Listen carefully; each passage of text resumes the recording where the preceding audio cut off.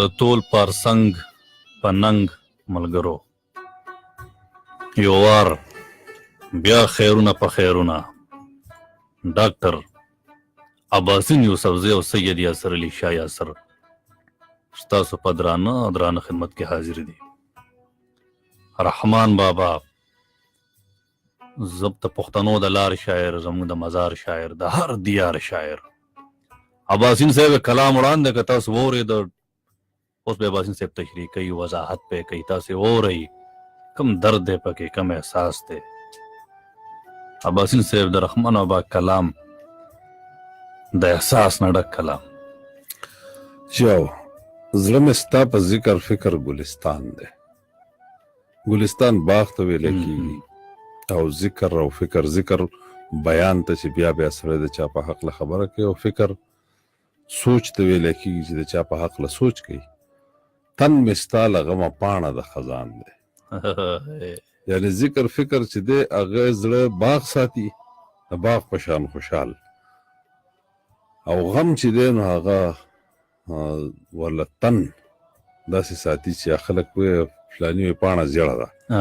نو مطلب چې کله غمونه ډېري نو خلک د غمونو د وجې نه رنګ زیړ شي، نو دی وایي چې زما تن چې دی هغه ستا په غم کې داسې شوی لکه پاڼه چې زیړه شي په خزان کې.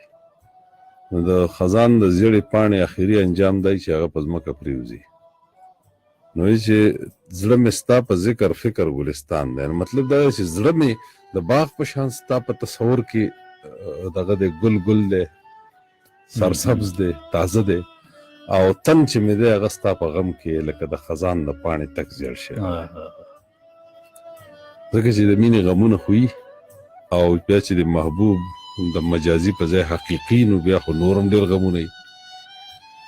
ته خو چې د انساني محبوب یو فرمایش پوره کوې نو په هغې باندې سړی ډېر ستړی کېږي، او یو د محبوب د حاصلولو دپاره چې ته کوم منډه وایې، کوم کوشش کوې، او بیا چې دغه محبوب حقیقي بیا د هغه هر حکم منې او د هغه د رضا کارونه کوې، نو بیا خو ډېره ګرانه ده. عبادتونه دي یا خوشحاله ساتل دي، د هغه د حکمونو تعمیل کول دي.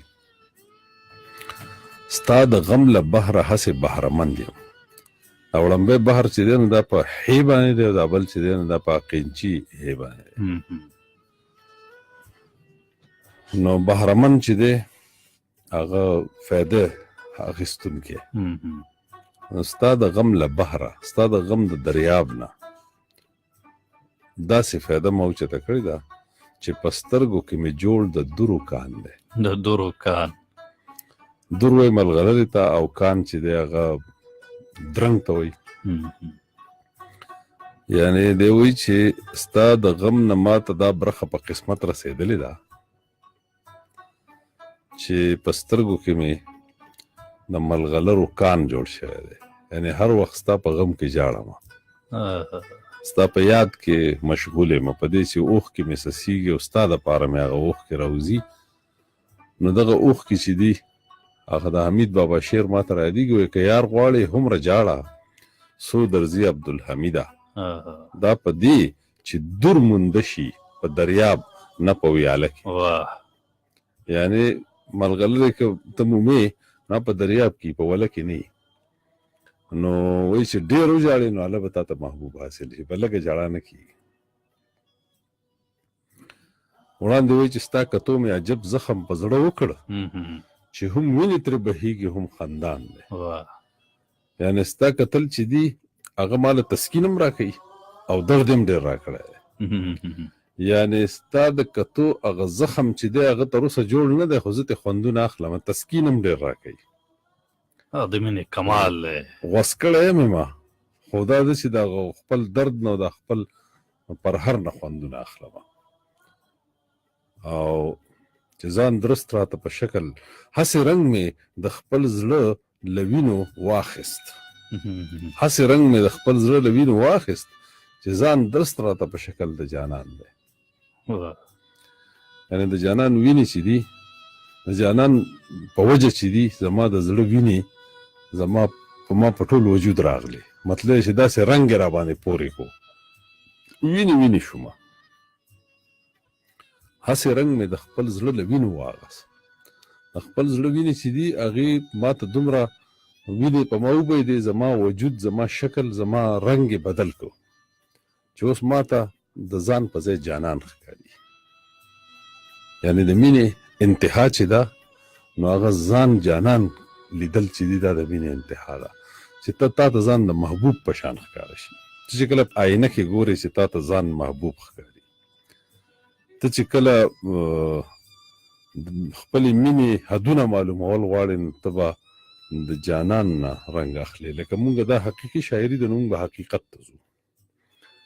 یعنې هسې رنګ مې د خپل زړه له وینو واغست. د زړه وینې خوړل چې دي، د زړه وینې انتهایی زغم برداشت او د انتهایی حده پورې تکلیف علامت دی. نو دی وایي چې ما دومره زغمونه، دومره برداشتونه وکړه ستا په مینه کې، او ستا مینه ما د زړه په زور وکړه. نو یو داسې وخت راغی چې زه ټول په وینو رنګ بنګ شوم، نو اوس راته په ځان کې جانان ښکاري. یعنې هغه زړه په کم کې چې زما جانان اوسېږي د هغې نه وینې راوتې دي او زه پې ټول رنګ بنګ شوی یم، نو ما ته اوس په خپل ځان کې جانان په نظر راځي. کومه نکته ده؟ که دا ستا د زلفو مار کاندي خونونه، ما موندلی ځینې عمر جاویدان دی. دی وایي چې مار چې دی خلک وژني، ستا د زلفو مار چې دی غم خلک وژني، خو ما له ژوند را کړی دی.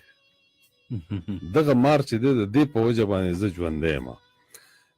په دې تصوف کې علامتونه وي، دا زلفې او حجاب او نقاب، دا چې دي دا علامتونه، معرفت علامتونه، دا علامتونه دي. نو مطلب چې رحمان بابا وایي که دا ستا د زلفو مار کاندي خونونه، یعنې ستا دا زلفې چې دي دا داسې د رموز علامت دی، رمز دی، پکې اشاره ده، کنایه ده. وایي که دا ستا د زلفو مار کاندي خونونه، ما موندلی ځینې عمر جاویدان دی. دغه زلفو مار چې نور خلک یې وژلي دي، په دغه مینه کې نور خلک مړه دي، خو ما له ژوند را کړی، زه د دې په وجه ژوند تېروم، په دغه سهاره زه ژوند تېروم، د دغه امید او په دغه خوند باندې زه ژوند تېروم. او زنکدن که هر څو تریخ و تلخ وایه شي، ستا د لبو په مدد آب حیوان دی. آب حیوان چې دی هغه آب حیات ته ویلی کېږي، کوم چې خضر علیه السلام باره کې ویلی کېږي چې هغه اوبه څښلي دي، آب حیات یې څښلي دي او به تر قیامته ژوندی. نو وایي چې زنکدن که هر څو تریخ و تلخ وایه شي، یعنې مرګ که هر څومره تریخ دی، د ژوند نه لاس وینځل چې دا ډېر ګران کار دی. زنکدن ډېر تریخ کار دی، خو ستا د لبو په مدد آب حیوان دی. خو که چرې ستا حصول پکې کېږي، یعنې په ویښه په ژوندونې خو مونږ الله نه شو لیدی، که نه ته نه شو رسېدی. مونږ چې الله ته رسو نو چې دا وجود را سره نه وي نو الله به ورته رسو، چې دا سترګې پټې شي، چې دا وجود را سره نه. دا وایي چې زنکدن که هر څو تریخ و تلخ وایه شي، ستا د لبو په مدد آب حیوان دی. دا زنکدن چې دی دا زما دپاره د آب حیات حیثیت لري، ځکه چې زه به پې تا حاصلوم، ته به ما ته د هجر نه به وصل ته لاړ شم، وصل ته به لاړ شم. ځکه چې مینه چې دا خو خلکو له ژوند ورکوي، دا خو ژوند اخلي نه ده، خلکو نه ژوند ورکوي. اشنایي تر جدایۍ کمزورې نه ده، اشنایي تر جدایۍ کمزورې نه ده، معطر په بوی د مصر درست کنعان دی. یعنې حضرت یعقوب علیه السلام بل چرته و، یوسف علیه السلام بل چرته و زوی، ٹھیک ده جی، خو اشنایی تر جدایۍ کمزورې نه ده، معطر په بوی د مصر درست کنعان دی. یعنې د مصر نه کنعان ته بوی راتلو، د هغه خوشبویي هلته محسوسېدی شو. مطلب دا دی چې مینه چې ده د دې دپاره د نزدېکت دومره ډېر ضرورت نه وي. مینه په جدایۍ کې هم کېږي، جدایي هم د مینې دپاره یو قسم. لا یو شعر ما ته خپل را یادېږي چې دومره نزدېکت مې بې وفا نه کړي، دومره نزدېکت مې بې وفا نه کړي، خیال دومره نزدېکت مې بې وفا نه کړي، یاد به دې خفه وي مرور به وي. یاد یعنې زه خو ستا په یاد ټول ژوند تېروم، خو چې کله نزدېکت یې ستا سره ملاقات یې ستا سره نزدېکت وي نو هغه یاد به خفه وي چې یاره زه یې پرېښودم، ما خو ټول عمر د یاد سره دی. نو دلته به دې شعر کې هم دغسې خبره چې اشنایي تر جدایۍ کمزورې نه ده. معطر په بوی د مصر درست کنعان دی. یعنی که دواړه د یو بل نه ډېر لرې دي، خو هغه تصور چې دی د مینې محبت، هغه تصور چې دی هغې دواړه یو بل سره نږدې ساتلي دي. خوشبویي ورته راتله، د کمیس نه ورته هغه خوشبویي را رسېده، محسوسېده ورته هر څه. لکه نور په څلورم اسمان لیده شي، محبت په سل حجابه کې عیان دی. عیان ښکاره ته وایي، حجاب چې دی پردې ته وایي. وایي چې څنګه چې په څلورم اسمان باندې نوري، نو د هغې رڼا مونږ ته را رسي، ځکه چې نور دومره روښانه دی، دومره تیزه رڼا یې ده چې هغه د هر ځای نه را رسي. نو څنګه چې نور په څلورم اسمان باندې مونږ لیدی شو، نو محبت که په سلو پردو کې هم بند کړي نو هغه نه پټېږي، هغه به راځي. هغه ځکه خو خلک وایي چې عشق او مشک نه پټېږي. عشق او مشک نو دا ده چې مونږ که حقیقي عاشق ګورو که مجازي عاشق ګورو، چې صداقت پکې صادقي، نو هغه په نظر راځي، هغه نه پټېږي، هغه پته لګي. او نور د شمع په فانوس کله پټېږي، نور د شمع په فانوس کله پټېږي، عشق د عقل په پرده کې نمایان دی. خوشحال بابا یو شعر دی، عقل سل د مصلحت بندونه جوړ کا، عقل سل د مصلحت بندونه جوړ کا، چې د عشق سیلاب پې راشي واړه نوړ کا، واړه ونړی. نو دی وایي چې عقل که څو هم پردې واچوي په عشق باندې، خو عشق د پټېدو شی نه دی، نه پټولی شي، نه ورکولی شي، نه لرې کولی شي، نه خړولی شي.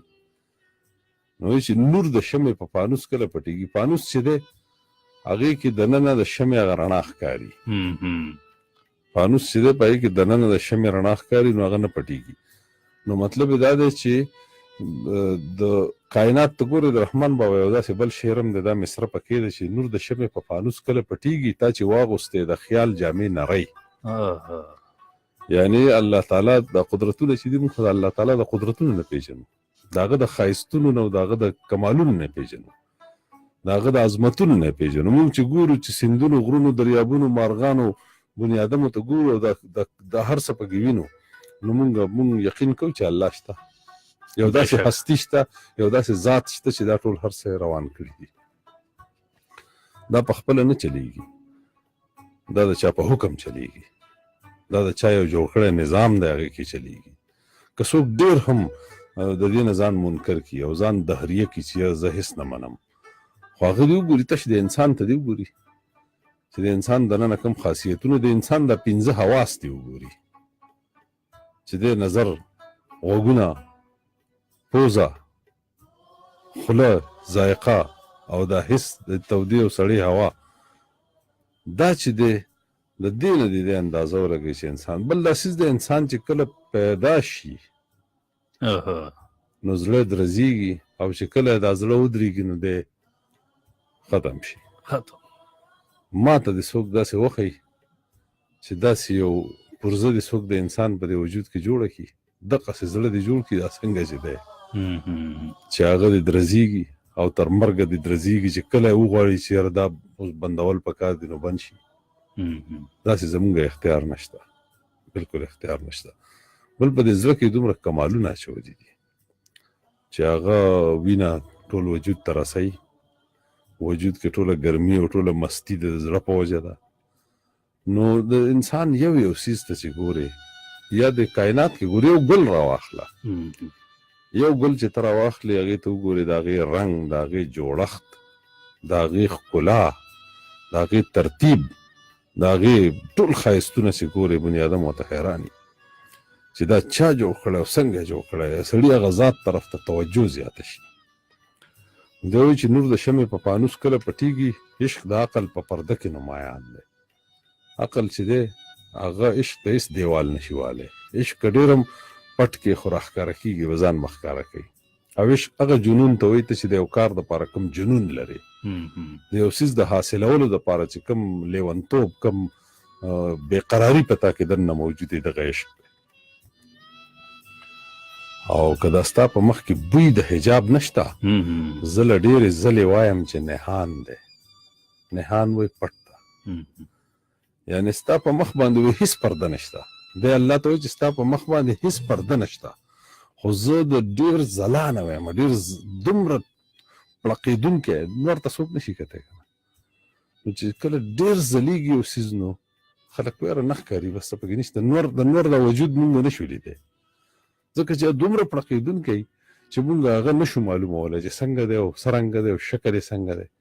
د هغې وجه دا چې دی وایي چې که ستا په مخ کې بوی د حجاب نشته، یعنې ستا په مخ باندې پرده بالکل نشته، خو دومره ځلیږي چې زه وایم چې نشته، پټ دی، نه ښکاري.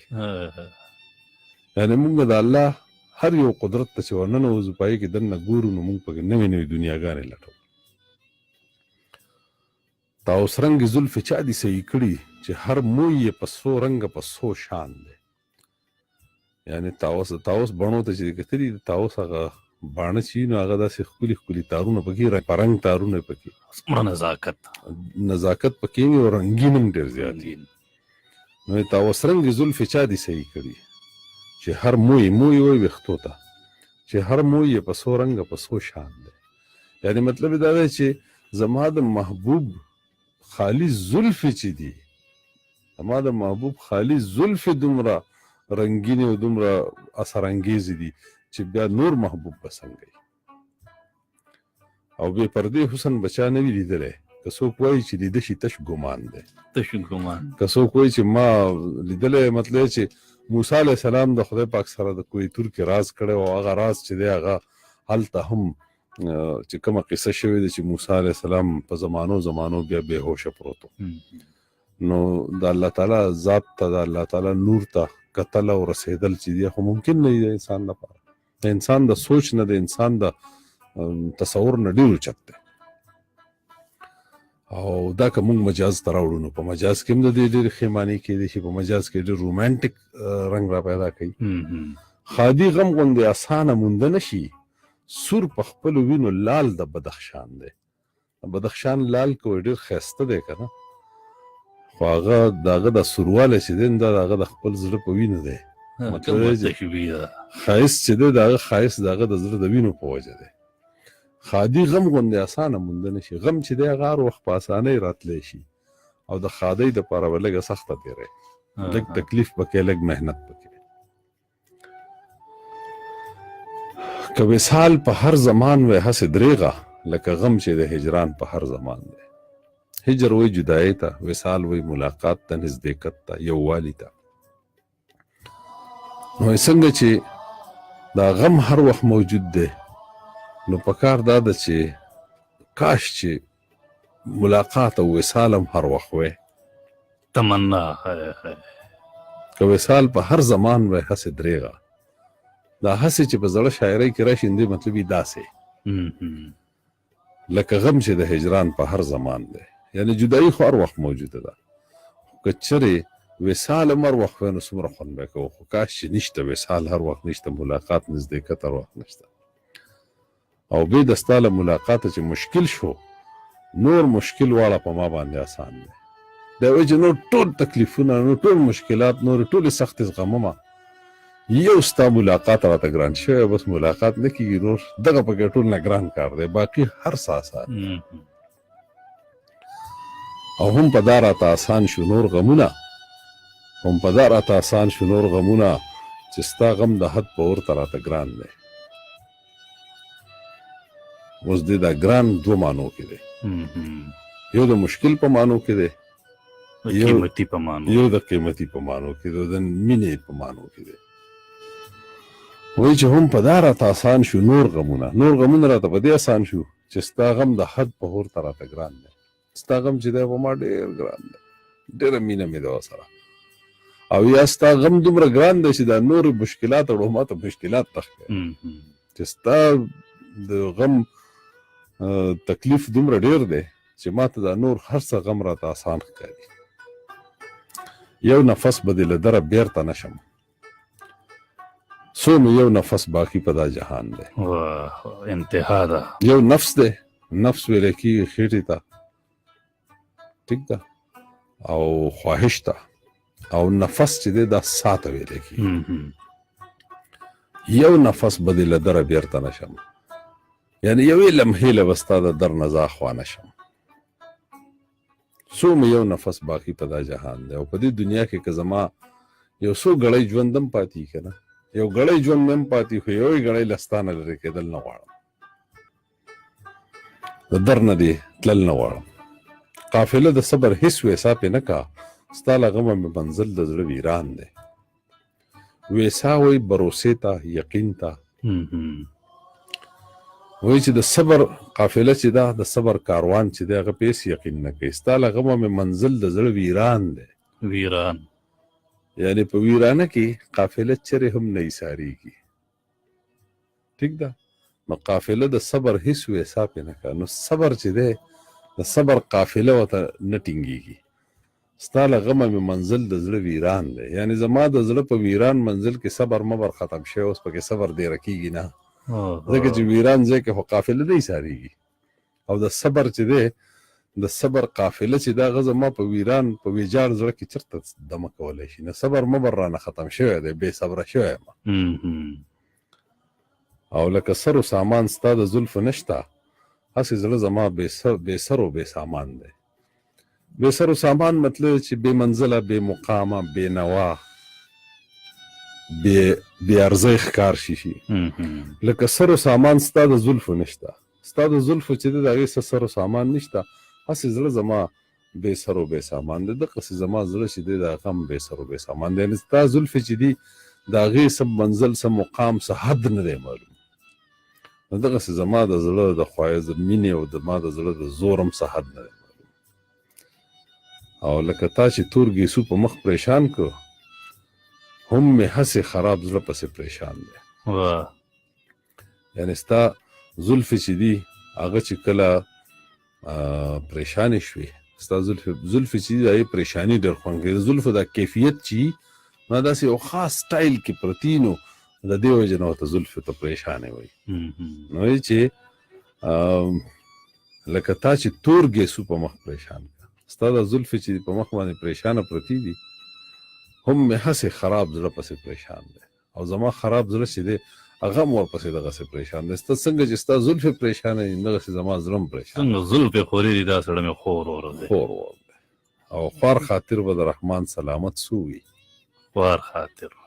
خوار خاطر به د رحمان سلامت سو وي چې ګذر یې ستا په چاه زنخدان دی چاه وایي کوي ته زنخدان یعنی د زنې کوتی چې کم دی هغې ته چاه زنخدان وایي یعنی خوار خاطر به د رحمان سلامت سو وي یعنی چې ستا په زنه باندې مین دی نو ستا د زنې دې کوی ته به څنګه نه پرېوځي دی دی به څنګه بچ پاتې کېږي خوار خاطر به د رحمان سلامت سو وي یعنی رحمان چې دی د ده خاطر د ده وجدان به څنګه د ده احساس به څنګه بچ پاتې شي چې ګذر یې ستا په چاه زنخدان دی چې ستا د زنې د کوی په خوا ستا د زنې د قوتي په خوا تېرېږي نو دی به څنګه بچ پاتې شي مطلب دا دی چې ستا په مینه کې ورلاهو دی په هېڅ حال کې نه بچ کېږي او د دې شعرونو چې مونږ د زړه د اخلاصه تشریح کوو نو بیا خو په ډېر زیات وخت لګي او اوس دا صرف سرسري غوندې تشریح وه چې مخې ته راله د ټول پارسنګ ملګرو د رحمان بابا اشعار باسین صاحب په ډېر ښکلي انداز کې تاسو ډالۍ کړه او دې سره سره د تشریح وکړه وضاحت یې وکړه عشق رحمان بابا د رحمان بابا عشق دی څنګه عشق لا محدود دی انداز د رحمان بابا هغه درد هغه احساس هم لا محدوده دی دغه ډالۍ قبوله کوي هغه لړۍ ته به هم درومو رو مکتبه کلام پروتي په بابا سین صاحب خپل نظر خپل فکر شریکوي زموږ مخته کلام د سلګۍ خور دی تاسو ملګري کولی شي خپل کلام را لېږلی شي په ایمیل تول پارسنګ یعنی THOLPARSANG FM92.2 @gmail.com هغه لړۍ ته هم درومو چې تاسو به راځئ تاسو ناست یئ تاسو غوږونه بوس کړي دي او تکې کړي دي عباسي صاحب نه به تپوس کوئ علمي او ادبي په 091 92 1 4 9 9 من راتلی شي پیغام هم را لېږلی شي که یار خپل نوم تپوس نه به خوندي کوي او په 8 3 به راوشړئ. زه ستاسو د لړۍ او کړای په لور خو راځو واپس د دې نه پس. مات سر خود مینا